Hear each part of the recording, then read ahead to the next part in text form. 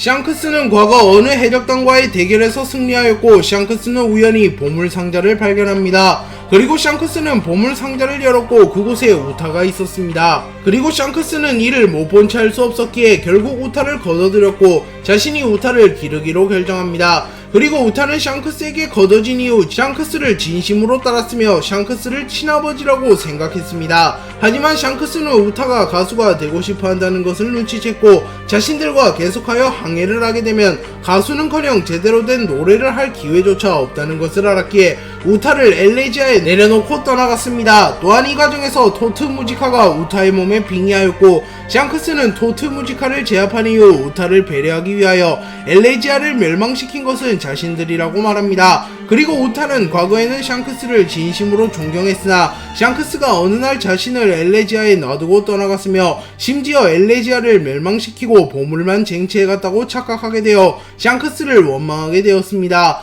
그리고 급기야 우타는 해적과 인간 자체를 혐오하게 되었고 우타는 노래노래 혈매의 힘을 이용하여 전세계 인간들을 재앙에 빠뜨리기로 결정합니다. 그리고 우타는 결국 전세계의 70%나 되는 사람들을 우타월드에 가두는 데 성공하였고 세상이 멸할 위기에 처했습니다. 또한 설상가상으로 토트 무지카마저 부활하게 되었고 토트 무지카에 의하여 세계는 멸망할 위기에 처했습니다. 그리고 우타는 샹크스에 대한 오해를 풀게 되었으나 이미 토트 무지카가 부활했기에 되돌릴 수 있는 방법이 없었습니다. 하지만 루피와 샹크스의 활약으로 토트 무지카가 소멸되었습니다. 다만 토트 무지카는 끈질기게 저항하였고 간신히 정신을 차린 우타는 혼신의 힘을 다해 토트 무지카를 봉인시킬 수 있는 세계의 이어짐이라는 노래를 불렀고 결국 우타월드의 모든 이들이 해방되며 토트 무지카를 완전히 물리치는 데 성공합니다. 그리고 우타는 샹크스에게 모두들 무사할까? 라고 물었고 샹크스는 괜찮아, 인간은 그렇게 약하지 않아. 그리고 신시대는 눈앞에 있어 라고 말합니다. 그리고 우타는 최후의 순간 샹크스와의 오해를 풀게 되었고 우타는 더 이상 샹크스를 원망하지 않게 되었습니다. 로저는 어느 섬에서 해군들을 학살하고 있었고 해군들에게 날 잡고 싶으면 거프나 센고쿠라도 데려와, 너희들로는 하나도 재미없어 라고 말하며 오랜 기간 강자들과 겨루지 못하며 무료함을 느끼는 듯한 모습을 보였습니다.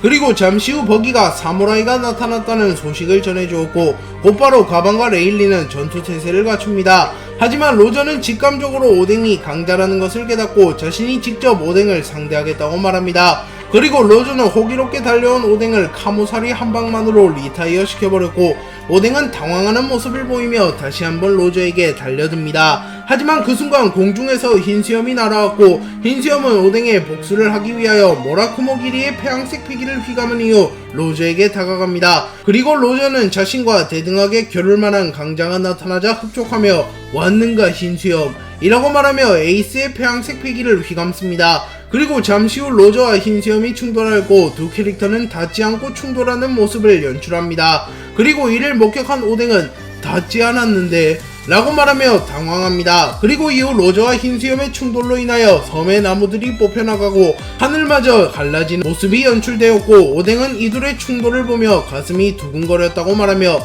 이를 자신의 일지에 기록해놓습니다. 그리고 이후 야마토가 이 기록을 읽게 되고 야마토는 루피와 카이도우의 충돌을 보며 오뎅이 기록한 로저와 흰수염의 충돌을 상상합니다. 그리고 로저와 흰수염은 한 차례 합을 주고받은 이후 서로의 안부를 물으며 웃음을 지었고 로저와 흰수염이 아닌 마르코가 선전포고를 하며 로저 해적단과 흰수염 해적단의 전쟁이 시작됩니다. 그리고 로저와 흰수염은 사이를 내리싸웠으나 결국 결판을 짓지 못하였고 이후 두 캐릭터는 침묵을 도모합니다. 다만 이후 흰수염이 자신을 찾아온 샹크스를 보고 너를 보니 그놈에게 받은 상처가 쑤시는군 이라고 말했기에 흰수염과 로저가 친구이긴 하나 대결할 때만큼은 전력으로 겨루었기에 로저가 흰수염에게 영구적인 상처를 남길 수 있었던 것으로 보입니다. 로우는 오니가시마 옥상에서 내려온 이후 빅맘을 처리하기 위하여 빅맘을 찾아다녔고 결국 빅맘과 다시 한번 마주합니다. 그리고 키드 역시 오니가시마 옥상에서 내려온 이후 빅맘을 찾아다녔고 로우보다 먼저 빅맘과 마주합니다. 그리고 로우는 먼저 빅맘과 겨루고 있던 키드와 힘을 합쳐 빅맘을 격파하기로 결정하였고, 로우와 키드는 합을 이루어 빅맘과 대결하게 되었습니다. 그리고 이때 로우가 수술수술 열매의 능력을 각성하는데 성공했다는 것이 밝혀졌고, 로우는 빅맘과의 대결이 시작되자마자 쇼크 빌리를 사용하여 빅맘에게 치명상을 입힙니다. 그리고 빅맘은 로우와 키드의 강함을 인정하며 자신의 수명을 바쳐 신체 강화와 거대화를 사용하였고, 빅맘의 전력이 드러납니다. 그리고 빅맘은 수명을 바쳐 각성한 이후 잠시 동안 로우와 키드를 압도하는 모습을 보였으나, 로우와 키드는 빅맘과의 전투에 적응을 하는 듯한 모습을 보였고, 로우는 다시 한번 쇼크 빌레를 사용하여 빅맘을 막아냈고, 빅맘에게 옥상으로는 절대 못 보낸다는 말을 합니다. 그리고 로우 키드와 빅맘의 대치가 꽤 오랫동안 이어졌고, 양측은 호각의 모습을 보이며 대등하게 겨룹니다. 하지만 로우가 리룸 사일런트를 사용하여 빅맘의 모든 소리를 봉인해버렸고, 빅맘은 호미즈에게 명령을 내리지 못하는 지경에 이르렀습니다. 그리고 키드가 댐드 펑크를 사용하여 빅맘을 섬 밖으로 추락시키는데 성공하였고, 빅맘은 재수없게 무기고에 떨어지며 폭발을 뒤집어 써버렸고, 빅맘은 리타이어 됩니다. 그리고 로우와 키드는 빅맘을 꺾은 이후 명성이 크게 상승했음은 물론이고, 개인의 무력 역시 과거와도 비교는 안 될 만큼 증가했습니다. 그리고 절대적인 지표라고는 볼 수 없으나 원피스 세계관의 강함의 척도와도 같은 현상금 역시 크게 증가하였는데요. 로우와 키드는 와노쿠니에서 빅맘을 꺾은 이후에는 나란히 현상금이 30억 베리로 상승하였습니다. 로우는 펑크하자드에서 루피에게 상황을 끌어내릴 비책이 있다 라고 말하며 루피에게 동맹 제안을 하였고, 루피는 모든 상황을 잡고 싶었기에 로우의 동맹 제안을 받아들입니다. 그리고 모네는 도플라밍고에게 로우가 펑크하자드에 있다는 소식을 전했고, 도플라밍고는 베르고를 파견하여 로우를 죽여버리라고 말합니다. 그리고 펑크하자드에 도달한 베르고는 모네에게 전달받은 로우의 심장을 이용하여 로우를 손쉽게 제압하는 데 성공합니다. 하지만 로우는 계속하여 베르고에게 대항했고, 분노한 베르고는 로우의 심장을 터뜨려버리려 합니다. 하지만 그 순간 스모커가 나타나 이를 막아섰고, 스모커는 베르고가 해군에 잠입한 스파이라는 것을 눈치채고 베르고를 응징하기 위하여 잠시 로우와 힘을 합칩니다. 그리고 전버볼레를 통하여 이 상황을 지켜보던 도플라밍고는 베르고를 절대적으로 신뢰하는 모습을 보였고, 베르고는 압도적인 무장색 패기를 바탕으로 로우와 스모커를 압도하는 모습을 연출합니다. 하지만 로우는 도플라밍고의 예상과는 달리 베르고를 제압하는 데 성공하였고, 스마일 생성 공장마저 개박살내버리며 완벽한 복수를 이뤄냅니다. 그리고 로우는 도플라밍고에게 정상전쟁으로부터 2년 누가 무엇을 움직였나, 넌 평정을 취했을 뿐, 흰 수염은 한 시대의 끝을 냈을 뿐, 해군본부는 새로운 전력을 갖췄다. 거물들도 싸움에 나서지 않았다. 마치 준비를 하듯이. 그 전쟁은 서장에 지나지 않아.